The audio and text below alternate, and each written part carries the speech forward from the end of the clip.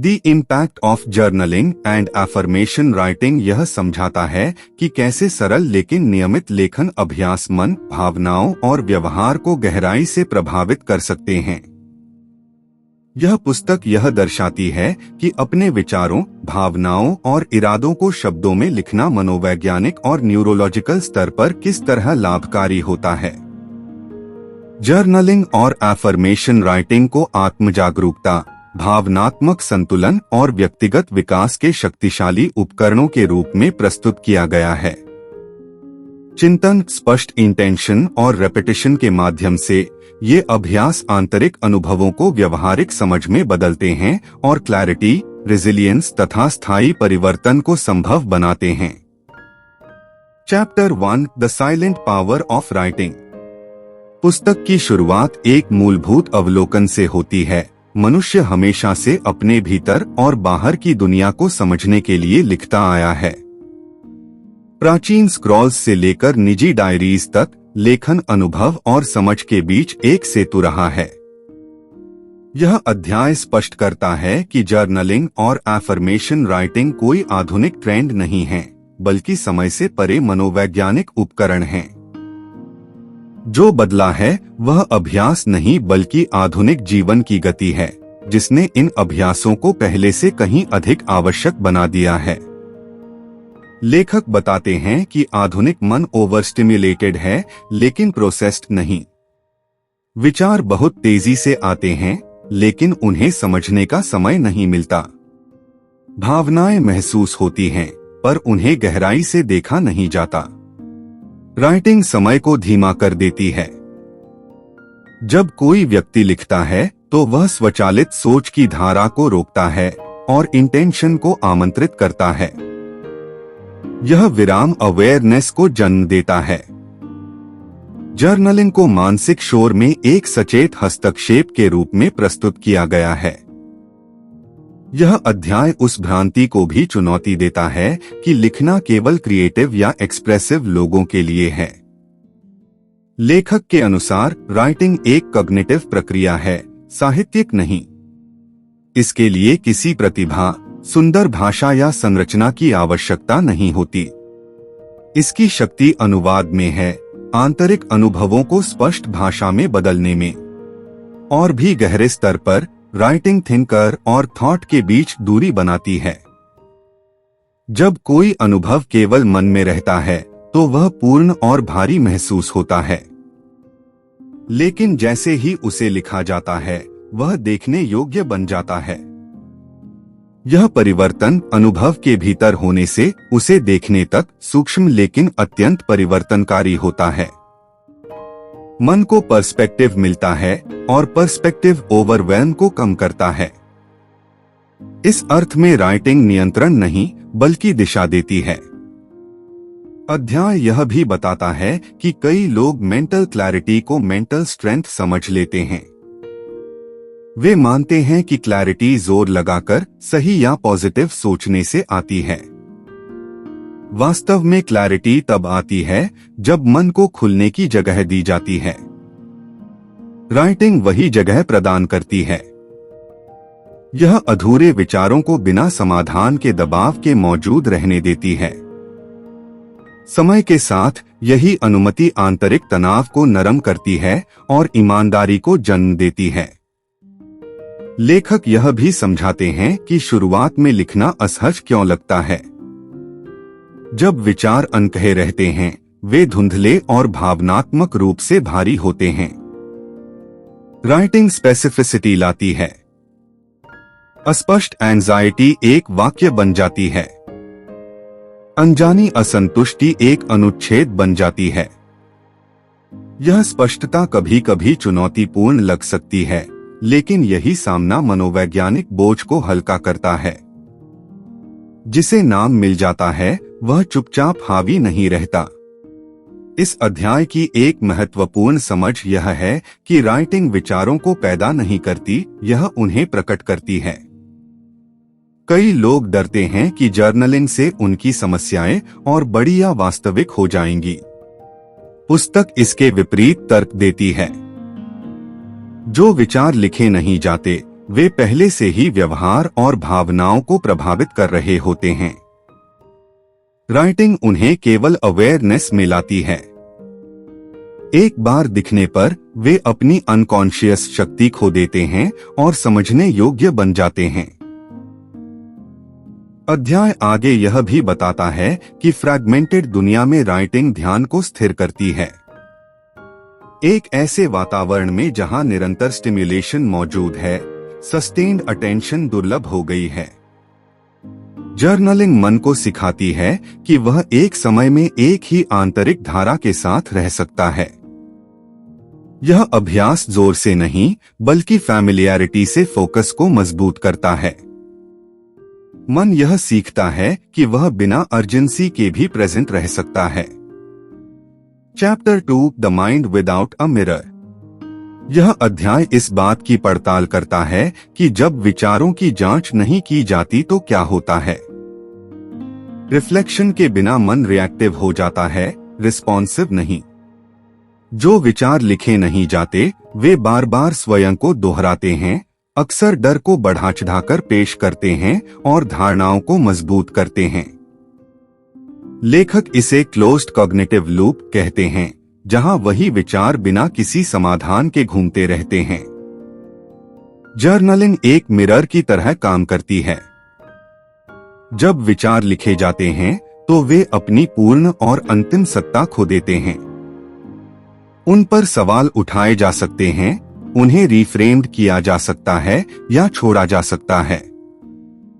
पुस्तक यह समझाती है कि कई एंजाइटीज इसलिए बनी रहती हैं क्योंकि वे हल नहीं हो सकती, बल्कि इसलिए क्योंकि वे दिखाई नहीं देती।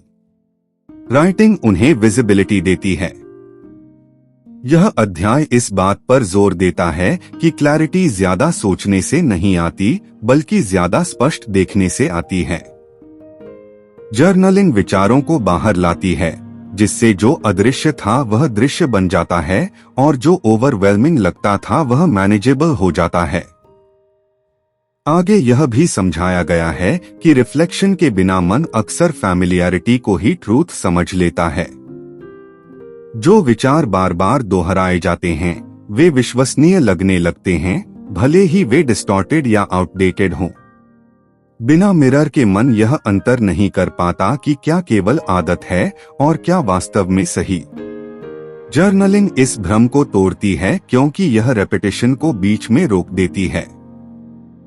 एक बार जब कोई विचार लिखा जाता है तो वह स्थिर हो जाता है, इतना कि उसकी जांच की जा सके और वे पैटर्न्स दिख सकें जो पहले गति में छिपे रहते थे। लेखक यह विचार भी प्रस्तुत करते हैं कि बिना जांचे गए विचार चुपचाप व्यवहार को आकार देते हैं। निर्णय, भावनात्मक प्रतिक्रियाएं और सेल्फ परसेप्शन अक्सर उन अजम्पशंस से संचालित होते हैं जिन्हें कभी कॉन्शियसली चुना ही नहीं गया। राइटिंग इन साइलेंट ड्राइवर्स को उजागर करती है। उन्हें दिखाई देने योग्य बनाकर जर्नलिंग एजेंसी को वापस लौटाती है। जो पहले स्वचालित रूप से चलता था अब उसे इंटेंशन के साथ बदला जा सकता है, जिससे मन अनकॉन्शियस रेपिटेशन से कॉन्शियस डायरेक्शन की ओर बढ़ता है। Chapter 3 emotional processing through language. भावनाओं को अक्सर प्रोडक्टिविटी या लॉजिक के रास्ते में आने वाली बाधाओं के रूप में गलत समझ लिया जाता है। यह अध्याय भावनाओं को एक नए दृष्टिकोण से प्रस्तुत करता है। भावनाएं डेटा हैं। वे हमारी नीड्स, बाउंड्रीज और वैल्यूज के बारे में जानकारी देती हैं। समस्या भावनाएं महसूस करने से नहीं, बल्कि उन्हें दबाने या गलत समझने से पैदा होती है।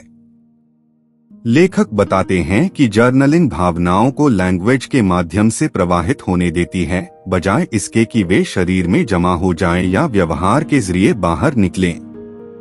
राइटिंग भावनाओं को बिना किसी जजमेंट के रूप देती है। यह प्रक्रिया भावनात्मक तीव्रता को कम करती है और इमोशनल रेगुलेशन को बढ़ाती है। इस अध्याय में वैज्ञानिक दृष्टिकोण भी शामिल किए गए हैं जो यह समझाते हैं कि भावनाओं को नाम देने से इमोशनल रिएक्टिविटी क्यों घटती है। जब भावनाएं लिखी जाती हैं तो मस्तिष्क लिम्बिक एक्टिवेशन से प्रीफ्रंटल एंगेजमेंट की ओर शिफ्ट होता है। यह बदलाव साइकोलॉजिकल डिस्टेंस बनाता है, जिससे व्यक्ति इंपल्सिव प्रतिक्रिया देने के बजाय सोच समझकर रिस्पॉन्स दे पाता है। अध्याय यह भी स्पष्ट करता है कि जो भावनाएं व्यक्त नहीं होती, वे अक्सर वैकल्पिक रास्ते खोज लेती हैं। जब भावनाओं को कॉन्शियस रूप से स्वीकार नहीं किया जाता, तो वे अप्रत्यक्ष रूप से इरिटेबिलिटी, फटीग, अवॉइडेंस या इंपल्सिव डिसीजंस के रूप में सामने आती हैं। जर्नलिंग भावनात्मक रिलीज के लिए एक सीधा और सुरक्षित मार्ग प्रदान करती है। भावनाओं को एक्शंस के बजाय शब्दों में व्यक्त करने से राइटिंग उन्हें जीवन के उन क्षेत्रों में फैलने से रोकती है जहां उनका कोई स्थान नहीं होता। लेखक आगे इस बात पर जोर देते हैं कि राइटिंग के माध्यम से इमोशनल प्रोसेसिंग समय के साथ इमोशनल लिटरेसी विकसित करती है। जब व्यक्ति बार बार अपनी भावनाओं को नाम देता है और उन्हें समझने का प्रयास करता है, तो वह इमोशनल स्टेट्स को अधिक स्पष्टता से पहचानने लगता है। यह स्पष्टता भ्रम और सेल्फ जजमेंट को कम करती है। भावनाएं अब ओवरवेलमिंग शक्तियों की तरह नहीं लगती, बल्कि समझने योग्य संकेत बन जाती हैं, जिन्हें सुना जा सकता है, उनसे सीखा जा सकता है और जिन्हें कॉन्शियस डिसीजन मेकिंग में समाहित किया जा सकता है। Chapter 4 reflective journaling and self awareness. यह अध्याय घटनाओं को केवल दर्ज करने और उनके अर्थ पर चिंतन करने के बीच का अंतर स्पष्ट करता है। जहां दैनिक अनुभवों को लिखना उपयोगी होता है, वहीं वास्तविक ट्रांसफॉर्मेशन रिफ्लेक्शन के माध्यम से होता है। रिफ्लेक्टिव जर्नलिंग गहरे प्रश्न पूछती है, यह मेरे लिए क्यों महत्वपूर्ण था? इस अनुभव ने किस बिलीफ को मजबूत किया? यह कौन सा पैटर्न उजागर करता है? लेखक बताते हैं कि सेल्फ अवेयरनेस कोई स्थायी गुण नहीं, बल्कि अभ्यास से विकसित होने वाला कौशल है। जर्नलिंग इस कौशल को प्रशिक्षित करती है, क्योंकि यह तुरंत जजमेंट किए बिना ऑब्जर्वेशन को प्रोत्साहित करती है। समय के साथ व्यक्ति अपने ही विचारों, भावनाओं और व्यवहारों का बेहतर ऑब्जर्वर बन जाता है। यह बढ़ी हुई अवेयरनेस अधिक चॉइस की ओर ले जाती है। जब पैटर्न्स पहचाने जाने लगते हैं, तो वे स्वतः स्फूर्त नहीं रहते। रिफ्लेक्शन स्टिम्युलस और रिस्पॉन्स के बीच स्पेस बनाता है। अध्याय आगे यह भी स्पष्ट करता है कि रिफ्लेक्शन का उद्देश्य सेल्फ क्रिटिसिज्म नहीं, बल्कि अंडरस्टैंडिंग है। कई लोग गहरी इंक्वायरी से इसलिए बचते हैं क्योंकि वे रिफ्लेक्शन को जजमेंट या फॉल्ट फाइंडिंग से जोड़ लेते हैं। लेखक रिफ्लेक्टिव जर्नलिंग को करेक्शन नहीं, बल्कि क्यूरियोसिटी का कार्य मानते हैं।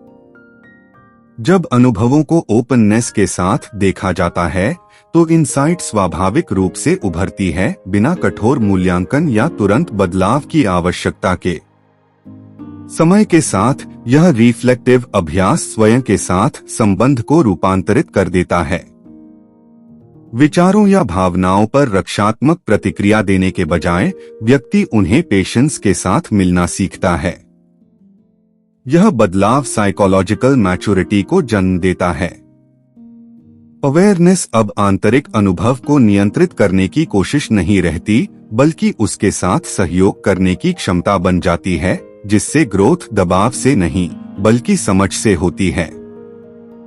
Chapter 5 identity as a written narrative. पुस्तक के अनुसार आइडेंटिटी खोजी नहीं जाती, उसे लिखा जाता है। हर व्यक्ति अपने भीतर एक आंतरिक नैरेटिव लेकर चलता है, जो स्मृति, संस्कृति और रेपिटेशन से आकार लेता है। जर्नलिंग इस नैरेटिव को उजागर करती है। एक बार जब यह लिखा जाता है, तो इसे बदला भी जा सकता है। यह अध्याय बताता है कि सीमित सेल्फ स्टोरीज अक्सर अनजाने में विरासत में मिल जाती हैं। मैं कंसिस्टेंट नहीं हूं या मैं इसमें हमेशा असफल हो जाता हूं जैसे वाक्य रेपिटेशन के माध्यम से आंतरिक ट्रूथ बन जाते हैं। राइटिंग इन कथनों को फैक्ट्स नहीं, बल्कि नैरेटिव्स के रूप में सामने लाती है। कॉन्शियस जर्नलिंग के माध्यम से व्यक्ति अपनी आइडेंटिटी नैरेटिव्स को संशोधित कर सकता है। यह किसी और बनने का अभिनय नहीं है, बल्कि पुराने सेल्फ परसेप्शंस को अपडेट करने की प्रक्रिया है। राइटिंग यहाँ साइकोलॉजिकल ऑथरशिप का माध्यम बन जाती है।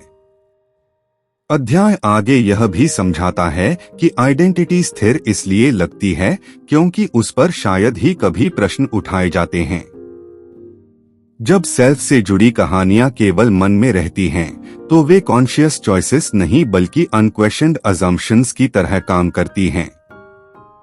जर्नलिंग इस प्रक्रिया को धीमा कर देती है, जिससे व्यक्ति यह देख पाता है कि आइडेंटिटी स्टेटमेंट्स कितनी बार दोहराए जाते हैं और किन भावनात्मक स्थितियों में उभरते हैं। यह अवेयरनेस कठोर सेल्फ डेफिनेशंस की पकड़ को कमजोर करती है और रीइंटरप्रिटेशन के लिए स्थान बनाती है। लेखक यह भी जोर देते हैं कि आइडेंटिटी को संशोधित करना एक ग्रेजुअल और कंपैशनेट प्रक्रिया है। पुराने नैरेटिव्स को अचानक बदलने की कोशिश अक्सर आंतरिक रेजिस्टेंस पैदा करती है। इसके बजाय राइटिंग कंटिन्यूटी को प्रोत्साहित करती है, पिछले अनुभवों का सम्मान करते हुए नए अर्थों को उभरने देती है। समय के साथ यह कोमल संशोधन सेल्फ परसेप्शन को इस तरह बदल देता है जो ऑथेंटिक, स्थिर और सेल्फ डायरेक्टेड महसूस होता है। Chapter 6 understanding affirmation writing. Affirmation writing को डिनायल नहीं बल्कि रीइंफोर्समेंट की प्रक्रिया के रूप में प्रस्तुत किया गया है। लेखक स्पष्ट करते हैं कि अफर्मेशंस कोई मैजिकल घोषणाएं नहीं हैं, बल्कि कॉग्निटिव संकेत हैं जो ध्यान की दिशा तय करते हैं। जिस पर मन बार बार ध्यान देता है वही परिचित बनता है, और जो परिचित हो जाता है वही सच जैसा लगने लगता है। यह अध्याय समझाता है कि गलत ढंग से बनाए गए अफर्मेशंस अक्सर क्यों असफल हो जाते हैं। जो स्टेटमेंट्स वर्तमान सेल्फ बिलीफ से बहुत अधिक टकराते हैं, वे आंतरिक रेजिस्टेंस पैदा करते हैं। प्रभावी अफर्मेशंस भावनात्मक रूप से प्लॉजिबल होती हैं और धीरे धीरे दिशा देने वाली होती हैं। एफर्मेशन राइटिंग तब सबसे अच्छा काम करती है जब वह आउटकम्स की बजाय वैल्यूज के साथ संरेखित हो। यह पूर्ण सर्टेनिटी थोपने के बजाय ओरिएंटेशन को प्रोत्साहित करती है। मस्तिष्क परफेक्शन पर नहीं, रेपिटेशन पर प्रतिक्रिया करता है। अध्याय एफर्मेशन राइटिंग में लैंग्वेज क्वालिटी के महत्व को भी रेखांकित करता है। शब्दों में किए गए छोटे बदलाव भावनात्मक प्रतिक्रिया को गहराई से बदल सकते हैं। आदेशात्मक कमांड लाइक अफर्मेशंस अक्सर रेजिस्टेंस जगाती हैं, जबकि अनुमतियां इंटेंशन के रूप में कही गई अफर्मेशंस ओपननेस को आमंत्रित करती हैं। यह लिंग्विस्टिक सेंसिटिविटी अफर्मेशंस को मन के विरुद्ध नहीं बल्कि मन के साथ काम करने देती है, जिससे रीइंफोर्समेंट जबरदस्ती नहीं बल्कि सपोर्टिव महसूस होता है। लेखक आगे बताते हैं कि अफर्मेशन राइटिंग धीरे धीरे सेल्फ एक्सपेक्टेशन को नया रूप देती है। अलाइंड स्टेटमेंट्स के बार बार संपर्क से यह बदलता है कि व्यक्ति चुनौतियों और सेटबैक्स को कैसे देखता है। बाधाओं को फेलियर के प्रमाण के रूप में देखने के बजाय मन उन्हें लर्निंग प्रोसेस का हिस्सा मानने लगता है। इस तरह अफर्मेशंस कठिनाइयों को समाप्त नहीं करती बल्कि अनुभव को दिया जाने वाला साइकोलॉजिकल अर्थ बदल देती हैं, जिससे रेजिलियंस और प्रयास की निरंतरता विकसित होती है। Chapter 7 the neuroscience of repetition and belief. यह अध्याय एफर्मेशन राइटिंग के न्यूरोलॉजिकल आधार को समझाता है। न्यूरल पाथवेज रेपिटेशन के माध्यम से मजबूत होती हैं। जो विचार बार बार सक्रिय होते हैं वे आसानी से एक्सेसिबल हो जाते हैं और डिसीजन मेकिंग पर अधिक प्रभाव डालते हैं। लेखक बताते हैं कि एफर्मेशन राइटिंग परसेप्शन को प्राइम करती है। जब किसी बिलीफ को राइटिंग के माध्यम से रीइंफोर्स किया जाता है तो मन उन प्रमाणों के प्रति अधिक संवेदनशील हो जाता है जो उस बिलीफ का समर्थन करते हैं। यह सिलेक्टिव अटेंशन धीरे धीरे अनुभव को नया आकार देती है। महत्वपूर्ण रूप से पुस्तक इस बात पर जोर देती है कि अफर्मेशंस एक्शन का विकल्प नहीं हैं। वे इंटरनल रेजिस्टेंस को कम करती हैं, जिससे अलाइंड एक्शन अधिक संभावित और सस्टेनेबल बनता है। अध्याय आगे यह भी स्पष्ट करता है कि मस्तिष्क इमेजिन्ड और बार बार व्यक्त किए गए अनुभव के बीच स्पष्ट अंतर नहीं करता। जब अफर्मेशंस को निरंतर लिखा जाता है तो उनसे जुड़े न्यूरल सर्किट्स ऐसे सक्रिय हो जाते हैं जैसे उस अनुभव का रिहर्सल किया जा रहा हो। यह मेंटल रिहर्सल फैमिलियरिटी बढ़ाता है और फैमिलियरिटी रेजिस्टेंस को कम करती है। समय के साथ मस्तिष्क अलाइंड थॉट्स को एक्सेप्शन की बजाय डिफॉल्ट पाथवेज की तरह अपनाने लगता है। लेखक यह भी रेखांकित करते हैं कि बिलीफ चेंज अक्सर ग्रेजुअल और नॉन लिनियर होता है। न्यूरल रिवायरिंग किसी एक इंसाइट के क्षण में नहीं होता, बल्कि समय के साथ रिपीटेड एक्सपोजर से होता है। एफर्मेशन राइटिंग इस प्रक्रिया को सडन ट्रांसफॉर्मेशन के बजाय स्टेडी रीइंफोर्समेंट प्रदान करके समर्थन देती है। परसेप्शन में आने वाले छोटे छोटे बदलाव धीरे धीरे जमा होते हैं और अंततः कॉन्फिडेंस, डिसीजन मेकिंग और बिहेवियर को इस तरह प्रभावित करते हैं जो फोर्स्ड नहीं बल्कि स्वाभाविक महसूस होता है। Chapter 8 journaling, behaviour and habit formation. व्यवहार परिवर्तन को अक्सर डिसिप्लिन की समस्या माना जाता है, लेकिन यह अध्याय इसे अलाइनमेंट की समस्या के रूप में प्रस्तुत करता है। जब आंतरिक नैरेटिव्स वांछित बिहेवियर से टकराते हैं तो कंसिस्टेंसी बनाए रखना कठिन हो जाता है। जर्नलिंग इन आंतरिक टकरावों को उजागर करती है। अफर्मेशंस उन्हें एक कोहेरेंट दिशा को रीइंफोर्स करके हल करने में मदद करती हैं। दोनों मिलकर साइकोलॉजिकल फ्रिक्शन को कम करते हैं। लेखक बताते हैं कि सस्टेनेबल हैबिट्स तब विकसित होती हैं जब आइडेंटिटी, बिलीफ और बिहेवियर एक दूसरे का समर्थन करते हैं। राइटिंग इस अलाइनमेंट का माध्यम बनती है। अध्याय आगे यह भी समझाता है कि कई हैबिट्स विल पावर की कमी के कारण नहीं टूटती, बल्कि अनरिजॉल्व्ड इंटरनल कॉन्ट्रडिक्शंस के कारण छोड़ दी जाती हैं।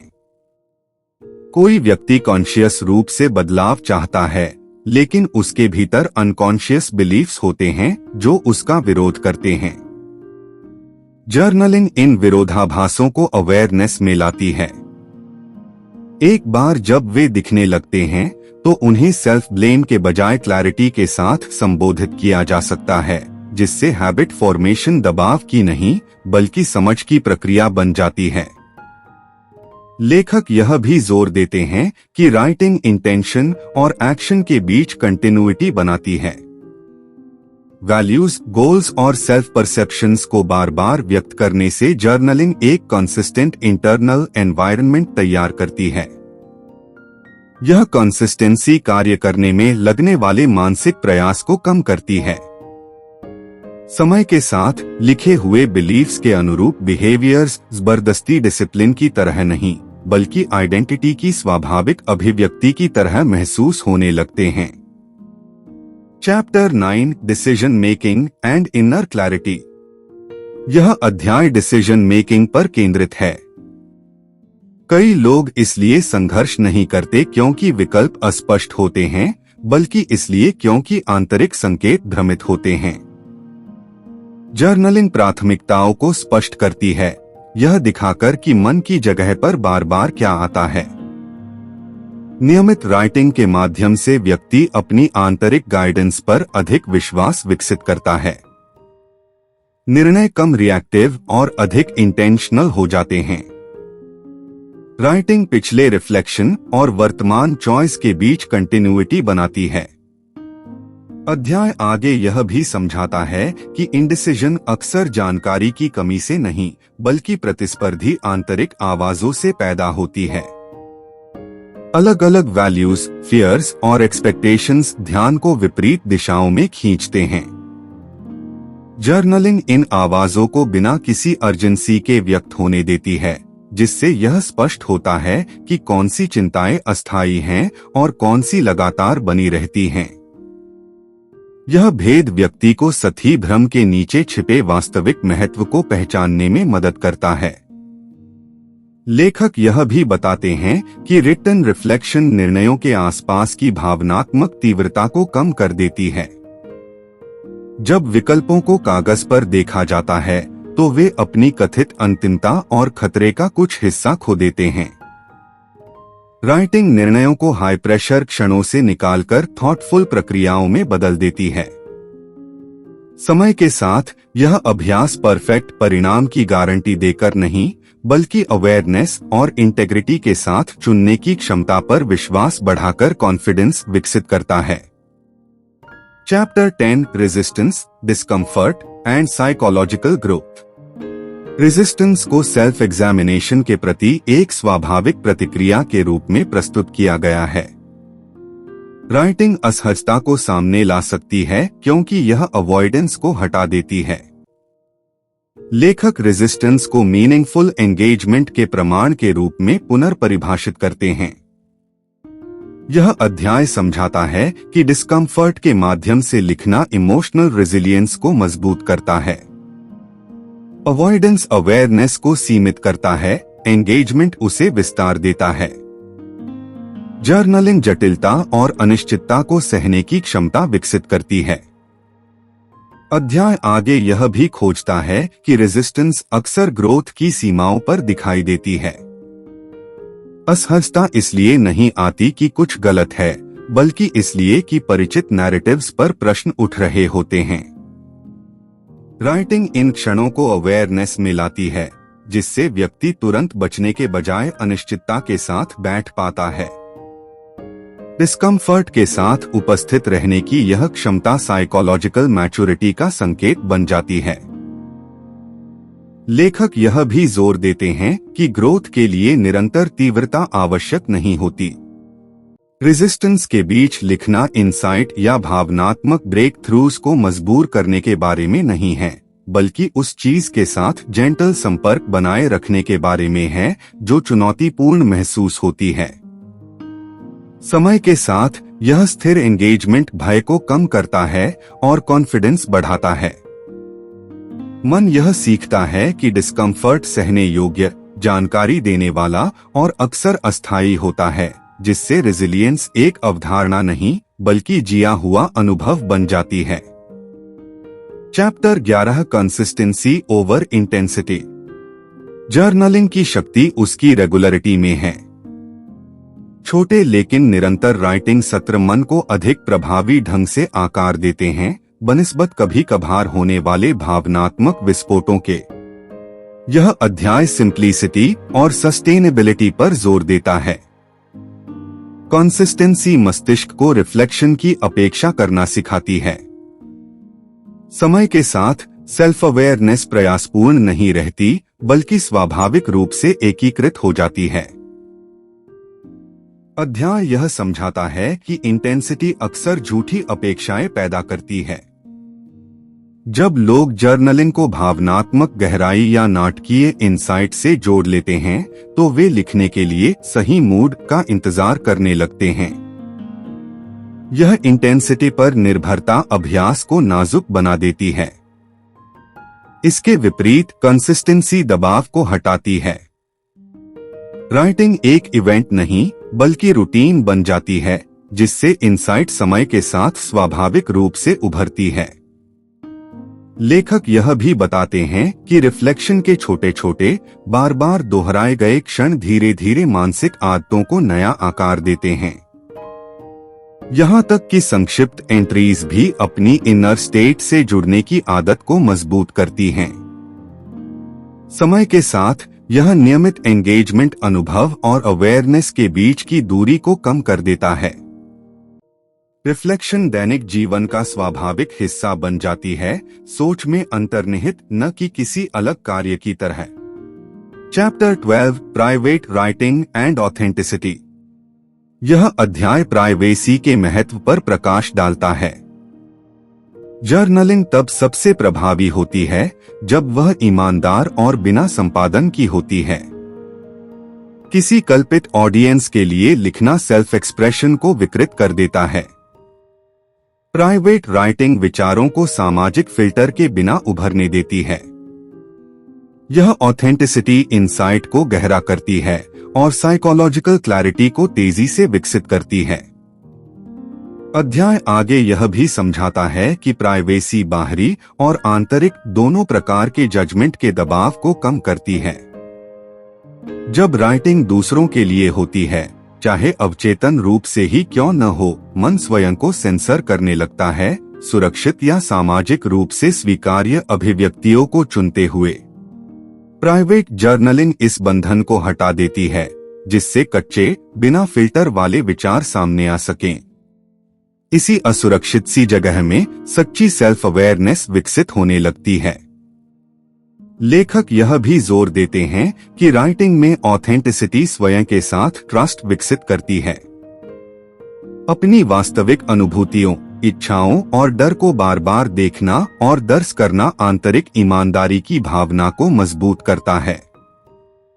समय के साथ यह अभ्यास थॉट और एक्सप्रेशन के बीच संबंध को सशक्त बनाता है, जिससे इंट्यूइशन अधिक स्पष्ट, निर्णय अधिक साफ और सेल्फ अंडरस्टैंडिंग और गहरी हो जाती है। Chapter 13 long term psychological impact. समय के साथ जर्नलिंग आंतरिक विकास का एक रिकॉर्ड बन जाती है। पुराने एंट्रीज को दोबारा पढ़ने से वह ग्रोथ दिखाई देती है जो रोजमर्रा की जिंदगी में तुरंत स्पष्ट नहीं होती। यह अवेयरनेस, मोटिवेशन और सेल्फ ट्रस्ट को और मजबूत करती है।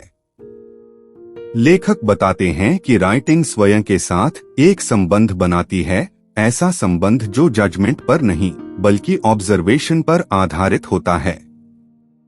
यह अध्याय आगे यह भी स्पष्ट करता है कि लॉन्ग टर्म जर्नलिंग स्मृति और दृष्टिकोण को कैसे रूपांतरित करती है। लिखित रिकॉर्ड व्यक्ति को अपने अनुभवों को स्पष्टता के साथ पुनः देखने की अनुमति देते हैं, जहां पैटर्न्स, दोहराई जाने वाली चुनौतियां और सोच में आए धीरे धीरे बदलाव स्पष्ट दिखाई देते हैं। यह समयगत दृष्टिकोण सेल्फ क्रिटिसिज्म को कम करता है, क्योंकि बीते हुए संघर्ष स्थायी असफलताओं के बजाय ग्रोथ के चरणों के रूप में समझे जाने लगते हैं।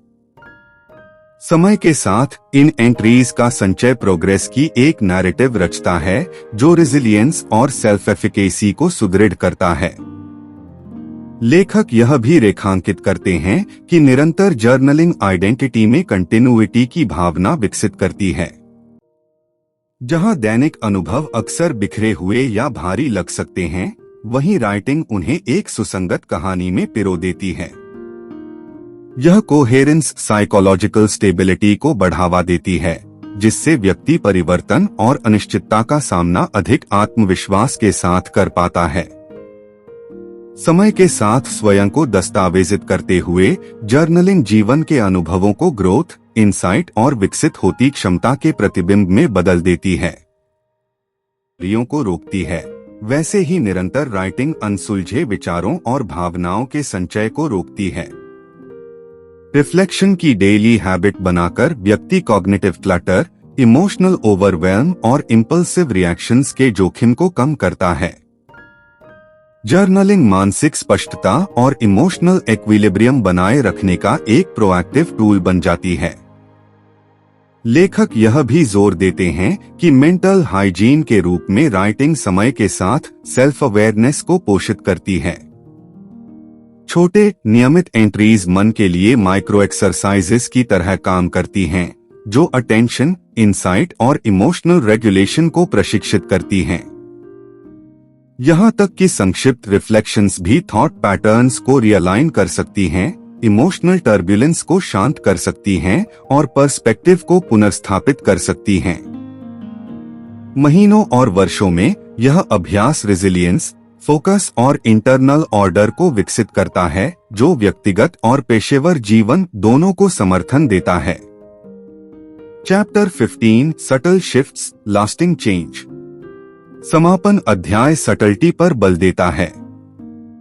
राइटिंग का प्रभाव अक्सर शांति से प्रकट होता है, जैसे कामर रिएक्शंस, क्लियरर थिंकिंग और अधिक अलाइंड डिसीजंस के रूप में। जर्नलिंग और एफर्मेशन राइटिंग जीवन को एक रात में नहीं बदलते, वे जीवन की व्याख्या करने के तरीके को बदलते हैं। इसी परिवर्तन के माध्यम से बिहेवियर, आइडेंटिटी और दिशा स्वाभाविक रूप से विकसित होती है। पुस्तक का समापन राइटिंग को स्वयं के साथ एक निरंतर संवाद के रूप में प्रस्तुत करता है। निरंतर बाहरी प्रभावों से भरी दुनिया में यह अभ्यास इंटरनल कोहेरेंस, अवेयरनेस और इंटेंशनल लिविंग की ओर लौटने का माध्यम बनता है। यह अध्याय आगे बताता है कि ये सटल शिफ्ट्स समय के साथ जमा होते हैं और अक्सर तब तक अनदेखे रहते हैं जब तक कोई रिफ्लेक्टिव क्षण यह न दिखा दे कि व्यक्ति कितनी दूर आ चुका है। पर्सपेक्टिव, रिएक्शन और सेल्फ परसेप्शन में छोटे छोटे परिवर्तन धीरे धीरे जुड़कर ऐसा मीनिंगफुल ट्रांसफॉर्मेशन रचते हैं जो फोर्स्ड नहीं बल्कि नेचुरल महसूस होता है। राइटिंग एक ट्रैकर और कैटलिस्ट दोनों के रूप में कार्य करती है, जो उन इंक्रीमेंटल बदलावों को दर्ज करती है जो रोजमर्रा की जिंदगी में अक्सर खो जाते हैं। लेखक यह भी रेखांकित करते हैं कि लास्टिंग चेंज ऑब्जर्वेशन, रिफ्लेक्शन और जेंटल रीइंफोर्समेंट के संयोजन से उत्पन्न होता है। जर्नलिंग अनुभवों को स्पष्ट रूप से देखने की अनुमति देती है। अफर्मेशंस ध्यान को कंस्ट्रक्टिव पैटर्न्स की ओर निर्देशित करती हैं और दोनों मिलकर थॉट, इमोशन और एक्शन को एकीकृत करती हैं। समय के साथ यह इंटीग्रेटेड प्रैक्टिस न केवल बिहेवियरल कंसिस्टेंसी को बढ़ावा देती है बल्कि वैल्यूज और इंटेंशंस के साथ गहरे अलाइनमेंट की भावना भी विकसित करती है, जिससे जीवन कोहेरेंट, पर्पसफुल और सेल्फ डायरेक्टेड बनता है। कंक्लूजन। पुस्तक का निष्कर्ष यह है कि जर्नलिंग और एफर्मेशन राइटिंग केवल आदतें नहीं हैं, वे साइकोलॉजिकल ऑथरशिप के शक्तिशाली टूल्स हैं। विचारों और बिलीफ्स को निरंतर ऑब्जर्व, रिकॉर्ड और अफर्म करके व्यक्ति क्लैरिटी, इमोशनल बैलेंस और स्वयं के साथ गहरे जुड़ाव का अनुभव करता है।